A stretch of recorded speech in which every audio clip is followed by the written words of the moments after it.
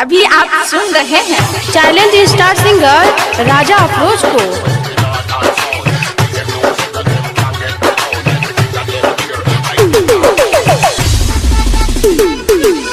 DJ Udairaj Selma presented by Dulhan music. गाँव समाज कथी टोला मोहल्ला कथी करैया गाँव समाज टोला मोहल्ला मार रही सब ताली किया हमारा घर से आई के आई कॉल के भोसड़ी वाली की भेलियो हमारा घर से आई के आई कॉल के भोसड़ी वाली कहू ना गाँव समाज टोला मोहल्ला मार रही सब ताली किया हमारा घर से आई के आई कॉल के भोसड़ी वाली की भेलियो हमारा घर से आई के आई कॉल के भोसड़ी वाली तोरा माई के सत भतरी मौगी घर से निकलबे कि नहीं गे नहीं निकलबे घर से एना चढ़ के नहीं बजू तोहर जे कुकर्मी वाला चल नहीं बजबो की हम कुकर्मी वाला चाल करै छियै। DJ Udairaj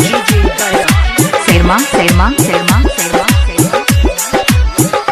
हे गे चाइली चलन तोहर ठीक नहीं छौ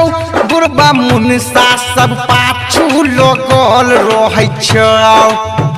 बजरा खसा देबे हन बुढ़वा मुनसा के जे हमरा लाइन मार। हे गे चाइली चलन तोहर ठीक नहीं छौ बुरबा मुनसा सब पाछू लागल रहै छौ चली तू रहिया अट के छौरा जवाना कैसे से टिके यह सब देख के बाबू माई पढ़ैया हमारा गाली हमारा घर से आई के आई कॉल के भोसड़ी वाली किया निकलो हमारा घर से आई के आई कॉल के भोसड़ी वाली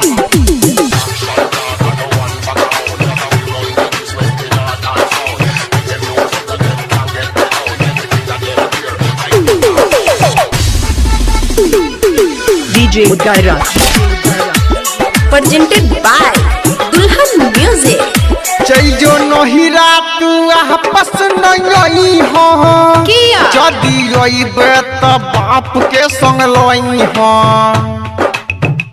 हम अपने बाप के किया आलय हमर बाप आवे कथी करलक। चल जो नहिरा तू आपस नहीं हो जदी रोइबे त बाप के संग लोई हो